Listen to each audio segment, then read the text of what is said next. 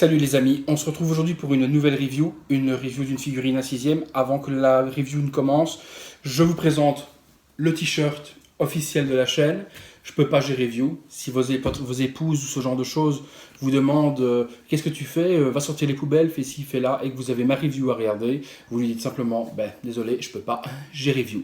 Donc c'est tiré en fait de l'expression bête, hein, la bête expression, je peux pas, j'ai aquaponé, je peux pas, j'ai lancé d'assiette, des conneries dans le genre. Donc avec un délire avec un ami qui est Mika, qui m'a dit, tiens, un bête truc, tu devrais faire un t-shirt. Je peux pas, j'ai review ou quoi que ce soit. Et donc je me suis fait imprimer un t-shirt, je peux pas, j'ai review avec le logo YouTube. Dans le dos, je vous montrerai tout à l'heure, il y a donc mon logo, hein, donc review par Virtual Devil, etc. Et je trouvais ça plutôt original. C'est pas que j'attrape la grosse tête ni quoi que ce soit, hein, je voulais un t-shirt qui a un petit peu déconne pour la chaîne, avec une excuse bidon pour vos épouses, pour toutes les personnes qui comprendraient pas nos collections. Eh bien, si on vous demande, tiens, dimanche, viens manger à la maison et que vous n'avez pas envie d'y aller, désolé, je peux pas, j'ai review. Voilà, donc, première petite chose. Deuxième petite chose, la chaîne a eu passé ses 1 an, fin février. Donc, je voulais vous remercier tous pour la fidélité, pour l'encouragement pour la chaîne. On a dépassé les 900 abonnés, donc un grand merci pour ça, franchement, c'est super génial, vous me suivez, vous m'encouragez. On a vraiment créé une communauté au niveau de la chaîne. J'essaie de donner du produit de qualité tout le temps, on me dit que c'est le cas, donc merci en tout cas à tous ceux qui me soutiennent et qui trouvent que je fais quelque chose de qualité. Ces derniers temps, ça fait un gros mois qu'on ne s'est pas vu, donc j'ai eu beaucoup de messages de personnes qui me demandaient est-ce que tu arrêtes, pourquoi tu arrêtes les vidéos, n'arrête pas ta chaîne, on aime ce que tu fais, etc. J'arrête pas du tout la chaîne, c'est juste que pour le moment, si vous voyez un petit peu au niveau du 1/6, il n'y a pas grand chose qui sort, on est sur du Star Wars, sur du Iron Man, ce genre de choses. Donc on n'a pas beaucoup de trucs qui permettent de diversifier un petit peu une collection. Donc je prends beaucoup moins de pièces forcément. D'autre part, je vous avais déjà expliqué, j'ai d'autres envies au niveau échelle aussi, au niveau de la taille. Pas une échelle pour monter au toit, rien à voir, mais au niveau de la taille des figurines. Je passe plus sur du 1/4 et sur du 1/3, avec du Prime One, avec du Sideshow, etc. Donc il y a un petit ralentissement également. C'est ça que j'ai vendu énormément de figurines. J'ai vendu plus de 100 figurines de ma collection personnel en 1/6, des projets que j'avais fait moi-même pour me consacrer qu'à 2-3 licences et arrêter de m'éparpiller, donc de la licence DC Comics, de la licence donc Marvel et tout ce qui est film Peplum, donc genre 300, Brevard, 3, ce genre de choses, et puis ma série Game of Thrones dont je suis fan, donc je vais vraiment me concentrer là-dessus et puis me diversifier sur différentes pièces au niveau statut 1/4 et au niveau statut 1/3 avec la licence Batman de chez Prime One et puis d'autres choses. Donc j'arrête pas, je continue, il y aura pas mal de reviews toujours sur la 1/6 puisque je fais beaucoup d'achats pour des personnes pour rendre service. Donc les figurines transitent par ici et la condition donc de leur proposer ce service, c'est que moi je puisse faire la review pour vous et vous donner mon ressenti sur la figurine, qu'elle soit positive ou négative. Voilà, ça s'est mis à jour au niveau d'où on en est, donc pas d'arrêt de la chaîne, elle continue. J'attends les 1000 abonnés avec impatience. Concernant ce t-shirt, je compte en faire profiter 1-2 personnes sur un petit jeu concours que je ferai certainement. Il faut que je me réfléchisse un petit peu aux modalités du concours, une petite connerie à devoir faire pour vous faire bénéficier du t-shirt. Si ça peut vous faire plaisir, pourquoi pas, c'est pas pour le prix que ça coûte. Donc on est sur je peux pas, j'ai review. Et puis dans le dos, comme je vous dis, on a tous les logos des firmes avec review par Virtual Devil. Donc c'est pas le genre de truc qu'on porte le dimanche pour aller chez mamie, mais ça peut déconner. Et puis vous pouvez porter le t-shirt en déconnant si vous voulez le porter pendant la review. Voilà les amis, donc ça je fais un petit jeu concours dans les mois à venir avec 2-3 t-shirts à gagner. Les gagnants me donneront les tailles et puis on verra ça ensemble, il n'y a pas de problème pour ce genre de choses. Il faut juste que je trouve un petit jeu fun à faire pour ça. On passe sur la review donc de cette journée. À tout de suite les amis.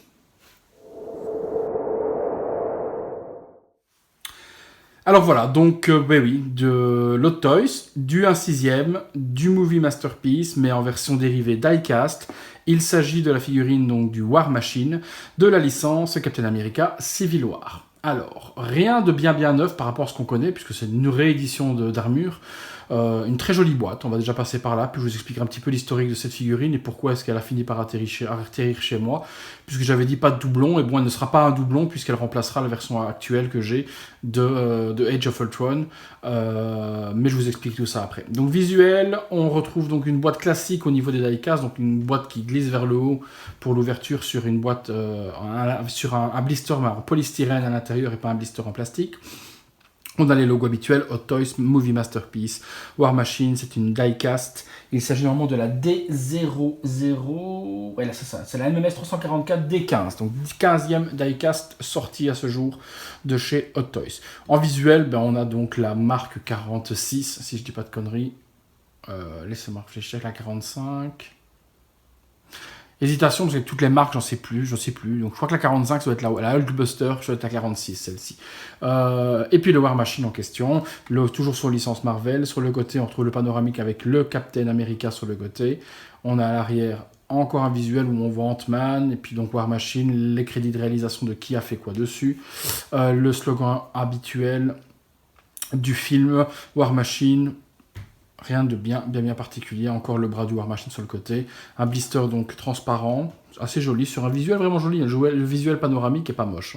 Donc on a quelque chose de beau, mais on commence à connaître ces boîtes avec les Civil War précédentes, donc pas de problème à ce niveau-là, on connaît le visuel. Au niveau de l'ouverture, comme je vous dis, c'est toujours des boîtes qui s'ouvrent sur le dessus. Voilà, et qui laisse place à un polystyrène qui est moulé avec le nom de la figurine, donc War Machine.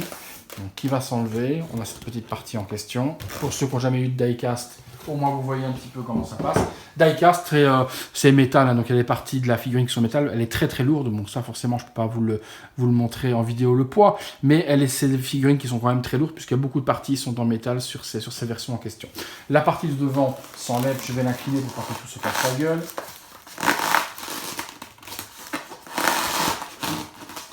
Pour donner place donc au contenu de la figurine. Et bien justement, on passe au contenu de cette figurine, à tout de suite.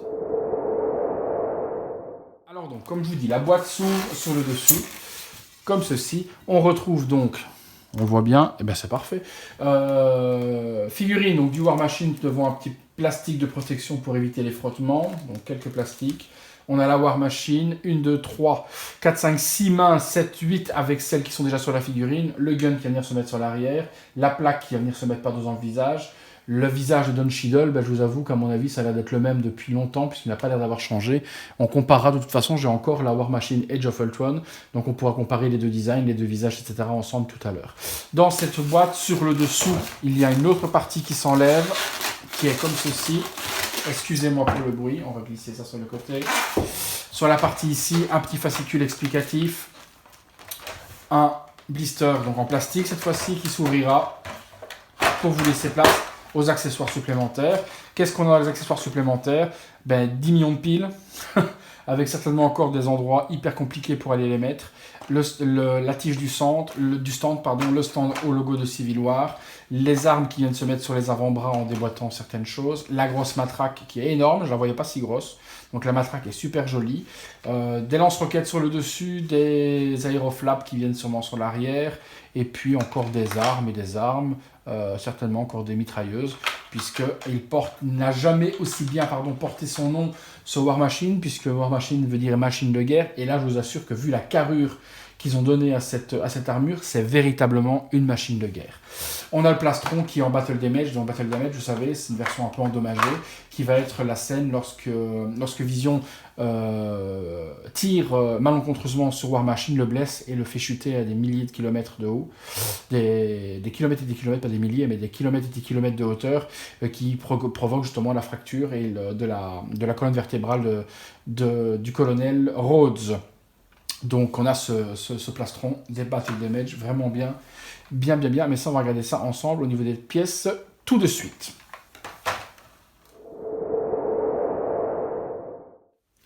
Alors au niveau des petites pièces en détail, qu'est-ce que l'on a de beau ? Voilà, donc je vous disais, on a le plastron Hop Damage avec la belle lignée du laser de vision. Toutes les marques y sont, donc ça c'est pas mal. Donc tout ce qui est logo de l'armée, tout ce genre de choses, tout est vraiment bien représenté. Souvenez-vous, sur la première War Machine, ce genre de choses n'y était pas. Et beaucoup râlaient que toutes les inscriptions de l'armée, F001, ce genre de choses sur les épaules, le logo, l'aigle américain, tout ça n'y est pas. Ici on va vérifier ensemble, mais je pense que ça a été corrigé. En tout cas là, tout ce qui est matrice et tout ce qui est matrice d'impression, vous voyez là c'est tout plein. On peut le voir peut-être de plus près. Je sais pas, je vais essayer de vous montrer un petit visuel. Il y a plein de petites têtes dessus. Je sais pas trop ce que ça représente. mais il y a un nombre de têtes comme si ça avait été le nombre de cibles abattues, parce que vous voyez, ça s'arrête à un certain nombre. Donc c'est comme si c'était un nombre de cibles qui avait été floqué sur l'armure. Donc si quelqu'un a une signification pour ces petites têtes, on dirait des têtes d'Ultron. Ouais, c'est ça. On dirait les petites têtes des sentries d'Ultron. Donc si quelqu'un a la signification, est-ce que ce serait le nombre de sentinelles éliminées par War Machine? Je veux bien savoir. Donc voilà au niveau de ce petit plastron. La matraque. Bon, on va passer peut-être sur les autres. Voilà, ça c'est les parties mitraillettes qui viennent se mettre sur les avant-bras. Vraiment super joli aussi. Bon rendu. Ça, je sais pas encore ce que c'est, mais on verra dans le manuel. Mais ça a l'air d'être un gun, sûrement un gun intérieur, peut-être extérieur et intérieur pour les guns. Du bras également, parce que vu les deux tiges de fixation, ça doit certainement être aussi une arme intérieure du bras. On a le lance-roquette qui viendra se mettre sur l'épaule, où on peut voir les roquettes qui sont inamovibles, donc elles ne sortiront pas. Qu'est-ce qu'on a d'autre de beau? Alors la matraque, qui est bien grande, hein. Franchement, je voyais un truc beaucoup plus petit, donc jolie matraque. Donc assez jolie. Je vois un compartiment pile, donc je pense qu'elle est illuminée, donc cette partie centrale doit certainement s'illuminer en jaune, ce qui est à mon avis du plus joli rendu, mais ça on vérifiera ensemble. Je vais regarder pour essayer de glisser toutes les piles pour vous montrer ça allumé sans problème. Mais il y a certainement un light up, je vous dis. Bien que je n'ai pas encore trouvé le bouton à première vue comme ça, je vois pas le bouton d'allumage. Il doit encore être dissimulé quelque part. Et si ça tombe, le bouton d'allumage est dissimulé sous la trappe, ce qui sera encore une grosse connerie qui va comme faire péter un câble chez Hot Toys. Parce que si le bouton d'allumage, et je vous assure qu'il est là, hein, il est là, hein, et en dessous de la vis, ce qui veut dire qu'il faudrait retirer qu'il faudrait retirer ceci pour allumer. Putain, je vous assure que ça va être ça, les gars. Pour allumer la matraque, il faut retirer la vis pour allumer la matraque, c'est juste encore du foutage de gueule. Autant ne pas mettre de LED, on va encore péter un câble avec ça. On continue. Oula, je sens que ça monte déjà, je sens déjà une petite pointe d'énervement. Le HS de Don Cheadle, toujours aussi joli, bien fidèle. C'est un DHS que l'on n'a jamais eu sans casque. Donc on n'a jamais eu une version en uniforme ou quoi que ce soit de Don Cheadle pour l'avoir avec Hot Toys ou autre pour mettre sans casque. On a toujours eu casqué. On vérifiera tout à l'heure si c'est le même sculpt que l'on a sur la Age of Ultron, etc. On regardera tout à l'heure ensemble. Donc avec la petite plaque, forcément, si on veut mettre le HS, le casque avec le HS, on a la petite plaque aimantée, tac, qui vient se mettre en ouvrant le casque par ici. Voilà, hop. Qui vient s'emboîter pour avoir le casque fermé. Alors, je pense, et je ne dois pas dire de conneries, que voilà, ce HS ne s'illumine pas. Ils ont réussi sur Ant-Man, par exemple, à faire un HS où quand on clipse le casque sur le Ant-Man Civil War, lorsque l'on clipse le casque, les yeux s'allument. Et quand on retire le casque, ça les allume. Ici, je n'ai pas l'impression qu'il y ait d'endroit pour ouvrir ce casque en question pour illuminer avec la tête, ce qui est dommage. Parce que ça aurait été cool de pouvoir avoir d'avoir ce casque avec le HS, mais pour pouvoir allumer les yeux. Bon, ben c'est pas faisable sur celle-là. Ou ça l'est peut-être, mais en tout cas, j'ai pas encore des manuels, mais je crois pas. Le gros canon qui va venir sur l'épaule. Donc ça, on commence à connaître, mais il est un petit peu plus design, hein. Un peu plus fin que ce qui existe auparavant, avec 4 embouts pour tirer et viser. Au niveau de l'articulation, ça bouge dans tous les sens. Ouais, ça bouge dans tous les sens, donc on peut vraiment l'orienter comme on veut. Donc ça, pas de problème à ce niveau-là. La figurine, après, en elle-même, on la verra lorsque je vais la déballer. On a donc des mains qui sont totalement articulées. Donc les mains qui sont ici sont articulées, donc on peut plier les doigts. Pour ceux qui kiffent, on peut faire un fuck. Si on a envie, donc on peut lui faire un gros fuck à Vision qui m'a niqué, donc on peut faire ce qu'on a envie, donc pas de problème à ce niveau là. Le damage est bien réalisé dessus, on peut le constater, donc ouais, c'est pas mal. Puis la main qui est avec un trou pour la patte illuminée, pour pouvoir illuminer l'intérieur, donc ça c'est plutôt cool d'avoir ces mains qui sont articulées. D'autres mains existent de la même manière, avec aussi le trou que l'on peut constater, et les doigts mais non articulés, ça va être les mains, donc comme on peut voir au niveau de l'entrée, si on veut mettre la main dans cette position là, comme s'il tirait avec son aéroréacteur machin, hein, bon, donc si on peut mettre cette main dans cette position, ce qui est plutôt pas mal, sans avoir de pegs à articuler, donc c'est plutôt cool d'avoir cette main dans cette position. Et puis on aura des points qui seront fermés. Voilà, totalement fermés, sans LED cette fois-ci, donc pas de LED pour l'allumage, donc une main complètement fermée, mais avec la partie devant donc de protection des doigts qui est abaissée pour laisser apparaître donc des mitrailleuses, ou des lance-missiles, ou des lance-roquettes, ou ce qu'on veut. Donc bien aussi, franchement une bonne panoplie de mains qui va permettre de faire des choses plutôt intéressantes.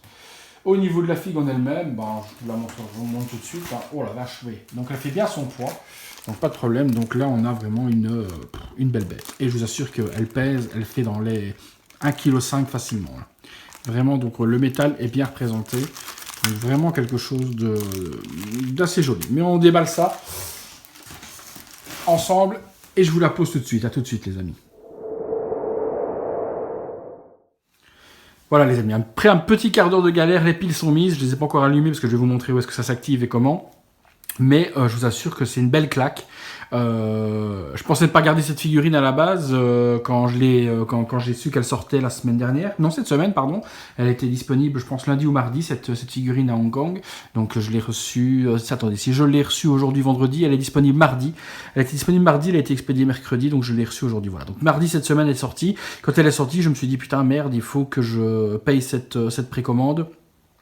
Parce que cette figurine, je l'ai précommandée à l'époque où je précommandais vraiment tout, des doublons, etc. Donc c'était en janvier 2016, donc ça fait plus d'1 an qu'elle était en précommande. Et donc comme je ne plante pas mon contact lorsqu'il précommande quelque chose, je lui ai pris quitte à la revendre derrière. Et puis au final, en voyant quelques photos, je me suis dit, ben non, je vais revendre ma version Age of Ultron et je vais garder celle-là. Et je regrette pas du tout mon choix parce que j'ai hâte vraiment d'avoir la marque 46 que je remplacerai à ce moment-là ma marque 43 par la 46 pour avoir les deux l'un à côté de l'autre Civil War, pour avoir un look futuriste vraiment pour les deux. Mais cette War Machine, elle est vraiment, mais vraiment badass, quoi. Franchement, c'est une réalisation tout en muscle, vraiment hyper développée. Elle n'a jamais porté aussi bien son nom de War Machine que sur cette figurine en question. Je suis vraiment content de l'avoir, honnêtement. Tout est qualitatif dans la main, on a des belles pièces, elle est articulée de partout, les flaps s'ouvrent de tous les côtés pour articuler les jambes, donc vraiment partout. Les épaulettes sont déboîtables si on veut lever le bras, nickel. Après, ben maintenant, on commence à avoir l'habitude, c'est les light-up. Donc les light-up, je vous les montre, je vais vous montrer comment ça s'active.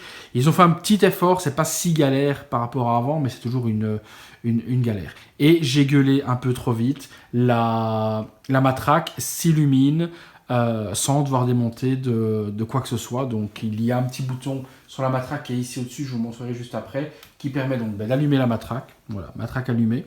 Donc on a juste un petit bouton là, mais qui est tellement bien dissimulé que je ne l'avais pas vu. Donc vous voyez, on allume, on éteint, donc tac. Donc ça bien, donc vous voyez, il n'y a pas besoin de mettre on peut mettre des petits interrupteurs dissimulés sans que je ne les ai même pas vus et avoir quelque chose de facile d'accès. Donc voilà déjà une première chose. Le casque, bah, toujours pareil, Binks, une petite partie qui saute.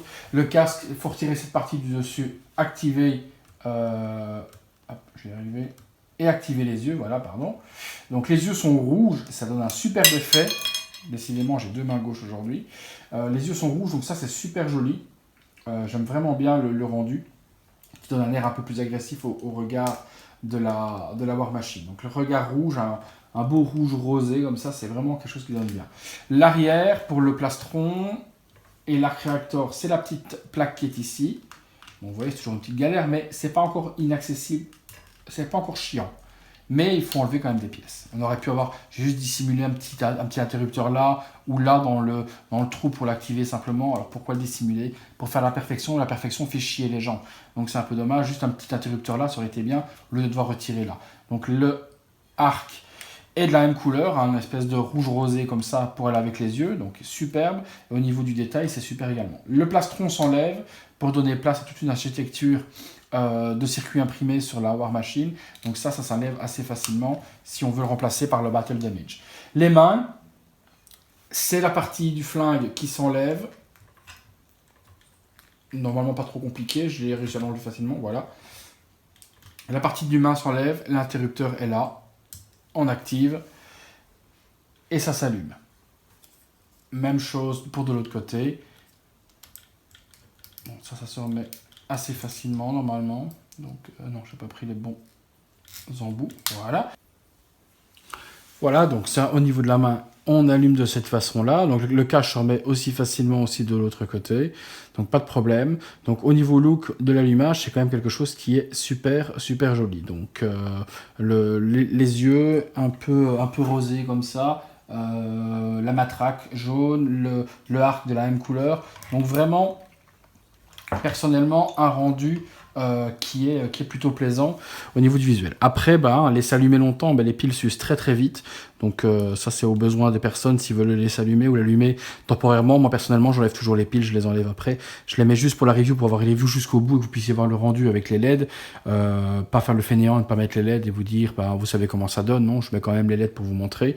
Mais je les laisse pas, personnellement, moi je les enlève. Donc voilà. Donc après, chacun fait comme il le désire. Au niveau des piles, vous avez les accessoires fournis. Il y a le petit tournevis qui est fourni, la petite patte pour attraper les piles et pour écarter leur sort si on veut. Et il y a une pince à épiler également pour attraper les piles parce que c'est assez petit.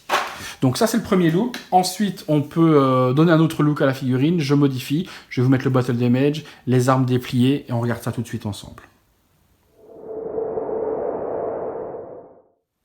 Écoutez, au final, non, je vais vous montrer un visuel de près déjà de cette armure en question avant de modifier. Et puis donc, remodifier les pièces et vous faire un deuxième visuel avec les pièces modifiées. De toute façon, il va falloir faire 4 fois les montages, ça ne sert pas à grand chose. Donc, on y va, on est parti. Donc, vraiment une belle réalisation sur le casque. Battle damage sur le côté avec quelques griffes. La matraque est vraiment bien détaillée avec le light-up jaune, le light-up dans la main. Donc, les petits sentry de Ultron qu'on a vu ici, qui est comme un comptage du nombre de cibles. Donc le arc un peu rosé vraiment joli, les marques de l'armée. Donc voilà ce que je vous disais, vous voyez, on retrouve le logo Air Force One. Donc on retrouve le logo de l'armée de Air Force One sur l'épaule qu'on n'avait pas dans les versions précédentes. Donc ça vraiment nickel. 003, vous voyez tous ces ajouts-là sur les War Machine, les premières versions, il n'y avait pas, et ça avait fait gueuler quand même pas mal de monde. Mais là ici, ils ont vraiment poussé les détails jusqu'au fond.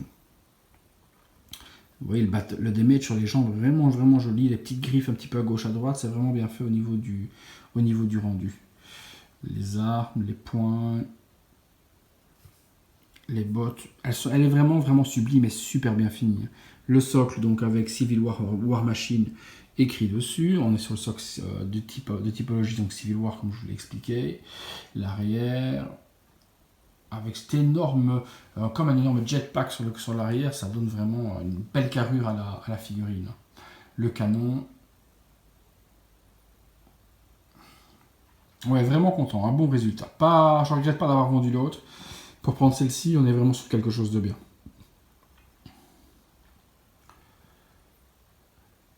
Un truc particulier que je voulais vous montrer, c'est que cette War Machine, je ne sais pas les autres, si elle l'a, en tout cas la Age of Ultron ne l'a pas, mais c'est qu'on peut la lever vraiment en mode vraiment super haut, au niveau de l'articulation de la tête. Vous voyez, on peut vraiment lever avec cette nouvelle articulation qui est apparue juste là, pour mettre une tête vraiment en l'air, comme s'il volait. Donc s'il vole, il a la tête vraiment haute, on peut le mettre en position vol avec un stand dynamique qui n'est pas fourni là, mais avec un stand dynamique, on peut la mettre en version vol.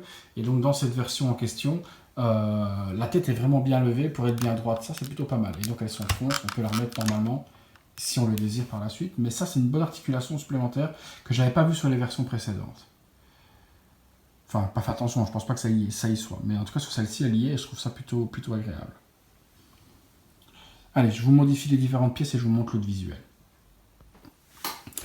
Voilà le deuxième look, donc look vraiment toute arme déployée, donc là on est vraiment sur la War Machine, hein, vraiment machine de guerre, les armes sont déployées de tous les côtés, les bras en dessous, au-dessus, les épaules, les parties ici devant, donc vraiment énorme. Alors au niveau des parties du dessus, ça se déclipse comme je vous ai expliqué, ça se reclipse. La partie du dessous, il y a des petites parties comme ceci à déclipser et à venir mettre au niveau des bras, petit truc qui se barre toujours, voilà, ouf. Au niveau de ces parties-là avant, un clapet qui se lève vers le haut et ceci est magnétique. Donc là vous voyez ça, on vient le mettre, clic, ça vient se magnétiser dessus directement, donc c'est magnétique au niveau de ces deux parties là. Donc vraiment ça s'ouvre, la partie au dessus à mettre également pour le lance-missile, vraiment une version hyper musclée au niveau arme. Donc là on a vraiment quelque chose de top, toute arme déployée. Allez, je vous montre ça de près, à tout de suite. Voilà, donc en détail, les armes au-dessus, en dessous, avec le point complètement ouvert pour donner également l'effet donc du lance-roquette sur le devant des mains, la partie donc au niveau des épaules qui se relève et où on peut mettre ces deux petites parties aimantées, le plastron des mages avec le coup de vision dessus, le lance-roquette, le deuxième bras. Donc vraiment une belle réalisation au niveau arme, au niveau de cette War Machine en question, vraiment top. Hop. Allez, je vous fais un petit comparatif de l'une à côté de l'autre avec l'ancienne version Age of Ultron. Voilà, petit comparatif des deux en vidéo. Que dire? Au niveau déjà de la couleur, on est sur un bleu plus russe, un bleu russe sur la War Machine de la version Age of Ultron. On est sur un gris beaucoup plus foncé sur la version donc de Civil War. Après au niveau carrure, au niveau du torse, au niveau des épaules, ça a été plus développé sur la version Civil War que sur la version Age of Ultron. Les jambes sont plus larges également que sur la version Age, je vais dire Age et Civil, hein, si on s'y retrouve, sinon c'est un petit peu trop long. Donc plus d'armes sur les bras, même d'origine, sans mettre les ajouts. Vous voyez, il y a des armes supplémentaires qu'on ne retrouve pas sur les bras d'origine de la Ultron, de la Age. Et puis le canon, un petit peu différent également. De l'autre côté, je pense pas. À moins que... Si, on pouvait le déplacer, pardon, je dis des bêtises, on pouvait le déplacer sur la version Ultron. Ici, on ne veut pas la déplacer. Donc, elle est vraiment de ce côté-là, point final. On ne déplacera pas de l'autre côté, ça ne se démonte pas pour remplacer l'autre côté. Donc là, on peut la glisser si on ne pouvait pas. L'arrière est beaucoup plus développée, elle est plus grande également. La version Civil War est plus grande que la Age of Ultron. Donc, plus finie, un mat. Elle est comme dans un noir mat que l'autre est un peu plus brillante. Je trouve plus de détails sur celle-là, bien que celle-là reste une très belle figurine. Vraiment rien à dire à ce niveau-là. Elle est plus affinée, elle ressemble plus à ce que fait Tony Stark dans les marques classiques. Celle-là, elle ressemble plus à une version de la première War Machine de Iron Man, du film Iron Man, mais surdéveloppée. Vraiment un monstre, une bête. Donc celle-là plus fine, plus designée, celle-là vraiment tout en muscle, vraiment surdimensionnée à tout niveau et vraiment quelque chose qui donne l'appellation de son nom, War Machine. Là on est vraiment sur une machine de guerre au niveau de la figurine en elle-même. Mais ça ne démérite rien du tout à celle-là. Après voilà, il y a différentes choses, si on est sur la 002, la 0003, j'ai une préférence pour le paint de celle-ci. Au niveau de la couleur bleu russe, j'aime bien cette couleur. Cette couleur grise est jolie également, mais j'ai une préférence pour la couleur du Age of Ultron. On était sur un bleu russe vraiment super joli, mais je suis en kiff total sur la musculature de la version Civil War. Donc les deux se valent, il n'y en a pas une meilleure que l'autre. C'est deux versions différentes. Si on veut vraiment jouer sur l'appellation, c'est vraiment War Machine pour moi, c'est celle-là parce qu'elle est vraiment surdimensionnée au niveau de l'armure, au niveau du charisme et au niveau des armes. Mais ça n'enlève rien à la version Age of Ultron qui reste une très belle figurine tout de même de toute façon. Hein. Donc, et puis dans toutes les versions finales, si Rhodes se remet de ses blessures au niveau de son dos et autres, et si on a d'autres, s'il reprend l'armure, on aura d'autres versions qui seront encore plus belles et encore plus belles et encore plus belles. Donc ça, c'est de toute façon une chaîne sans fin. Donc voilà les amis, on passe tout de suite à la conclusion de cette review sur cette figurine, mais je vous assure que ce soit l'une ou que ce soit l'autre, pour ceux qui ont la War Machine classique et qui veulent la War Machine Age of Ultron et qui veulent upgrader sur un monstre, ils prennent la Civil War. S'ils veulent conserver l'Age of Ultron, ils la conservent. C'est vraiment au goût de chacun. Mais je vous assure que j'ai un gros kiff, moi perso, sur la Civil War. Pas parce que c'est celle que je garde et que je vends l'autre, mais pour cette énormité, j'ai l'impression de voir un catcheur hyper bodybuildé, et c'est ce qui me plaît vraiment sur cette War Machine en question. Allez, conclusion, à tout de suite. Voilà les amis, donc conclusion sur cette figurine que l'on trouve donc depuis mardi dernier à Hong Kong en ce qu'on appelle First Batch, donc la première fournée de Hot Toys à ses clients VIP, dont mon ami qui me procure les figurines fait partie.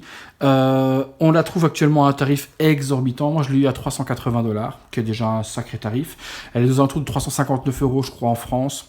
Donc moi, à mon tarif où je l'ai eu, et quand je calcule avec les frais de port, etc., donc 380, 390, 380, 390, je sais plus, mais frais de port compris en chronopost 48 heures, je me trouve pratiquement au même prix en conversion en euros que ce qu'elle est vendue en France, mais 4-5 mois à l'avance, parce que maintenant les délais s'allongent encore plus en France qu'avant. Pour preuve, le Black Panther que je vous ai présenté il y a presque 3 mois n'est toujours pas disponible en France, donc ça s'allonge vraiment énormément.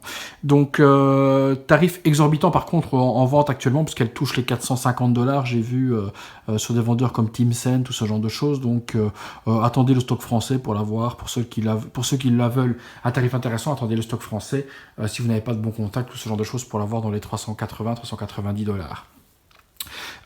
Quel dire de beau dessus Oui, voilà, donc je voulais conclure, excusez-moi, sur les points positifs et négatifs de cette figurine. Point positif, musculature, paint est super propre, les détails au niveau de tout ce qui est inscription, c'est petits détails là en question un peu partout sur l'épaule et autres, les possibilités de mettre damage, pas damage, la possibilité de mettre surdimensionné au niveau des armes ou pas, donc une multitude d'accessoires qui est super intéressant. Le poids, il y a du métal vraiment partout, donc on est sur du métal, si je le touche je vais vous expliquer toutes les parties métal, les jambes sont en métal, les cuisses sont en métal, le torse est en métal, là c'est du plastique, là c'est du métal, métal sur les bras, métal ici également, métal sur les épaulettes, le casque est en plastique. Donc quand même, on va dire 70% de la figurine est en métal dessus, donc on a vraiment une die cast. L'autre point positif, la matraque qui est illuminée avec un switch qui est vraiment facile d'activation. Je vous remontre, il est là le bouton, on peut l'activer facilement et éteindre facilement, donc ça c'est vraiment cool pour ce petit accessoire en question. Donc je vous montre le petit switch puisqu'on peut le voir là, il est là, on l'active, et on allume et on éteint ici. Donc ça c'est assez cool d'avoir ce petit accessoire facilement allumable. Les points négatifs sur cette figurine, j'en ai un, c'est la main. La main pour faire tenir la matraque n'est pas adaptée avec les doigts, donc ça c'est super chiant parce qu'il faut mettre vraiment la matraque dans la main droite. Je pense même pas que ce soit possible. Donc si je veux mettre la main droite et tenir la matraque, je suis pas certain que je peux y arriver. Parce que les doigts n'entrent pas bien le manche, donc vous voyez ça tient pas. Donc ça c'est super chiant, parce que c'est un accessoire qui est important, qui est cool, si j'y arrive, je dis des bêtises. Mais il faut vraiment chipoter avec les doigts pour réussir à mettre la matraque convenablement dans la main. Donc la main qui n'est pas adaptée, une main vraiment avec un trou pour glisser dedans le manche aurait été le bienvenu au lieu des doigts articulés. Bon après ça c'est encore à détail. Vous voyez l'épaulette se remet, on peut vraiment faire ce qu'on veut avec, elle est vraiment articulée. Ça c'est encore des points positifs, pardon, c'est vraiment toutes les articulations qu'on peut vraiment faire ce qu'on veut avec les épaulettes, sont tout cassées. On a vraiment accès à tout pour les articulations de cette figurine en question, elle est vraiment hyper développée au niveau des articulations. Autre point négatif, comme d'hab, on va pas le répéter 50 fois, c'est les switches où il faut retirer des petites pièces au lieu d'avoir un petit truc tout dissimulé comme là, sur le bord ici ou n'importe où pour pouvoir activer le casque, le plastron ou les bras plus facilement si on veut montrer les LED sur cette figurine. Voilà les amis, je pense qu'on a un petit peu tout dit. Si je dois donner une cote sur cette figurine, je lui donnerai un bon 9 sur 10 parce que je trouve que c'est vraiment une très très belle réalisation de la part de Toys. Elle a mis du temps à arriver, plus d'1 an, mais il y avait du boulot dessus et le boulot est respecté, donc top, franchement top de chez top. Au niveau de ce qui va rentrer prochainement, j'espère la Wonder Woman dans les 15 jours à venir de chez Hot Toys également. Et puis en statut, j'attends toujours la Harley Quinn de chez Prime One qui devait sortir et qui a été reportée. Donc pour le moment, c'est plus la fête au report des figurines. Il y avait les SOS Fantômes également de Blitzway, le Quatuor qui devait arriver fin février, s'est reporté à mai, si pas encore plus loin. Donc pas mal de reports et donc pas beaucoup de reviews à faire dans ce que j'ai précommandé. Tout ce qui est Star Wars, vous n'aurez pas sur la chaîne à moins que des amis me les précommandent pour eux. Donc Star Wars actuellement, tout ce qui va être Rogue One et autres, j'ai pas précommandé moi.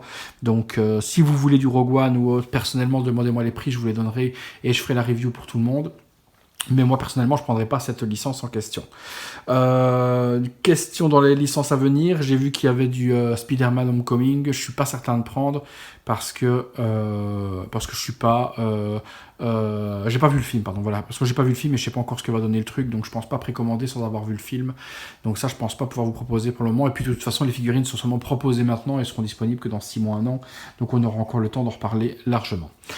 Des statuts peut-être dans les semaines à venir, j'espère pouvoir proposer du 1/4, du 1/3, ça j'espère, et en un 6e, du Hot Toys en fonction de ce qui arrivera prochainement. Voilà les amis, encore merci pour toutes ces vues, pour tous ces abonnés, pour tous ceux qui regardent sans s'abonner, merci à vous aussi pour les vues. Donc continuez comme ça, et puis on se revoit bientôt pour une prochaine vidéo.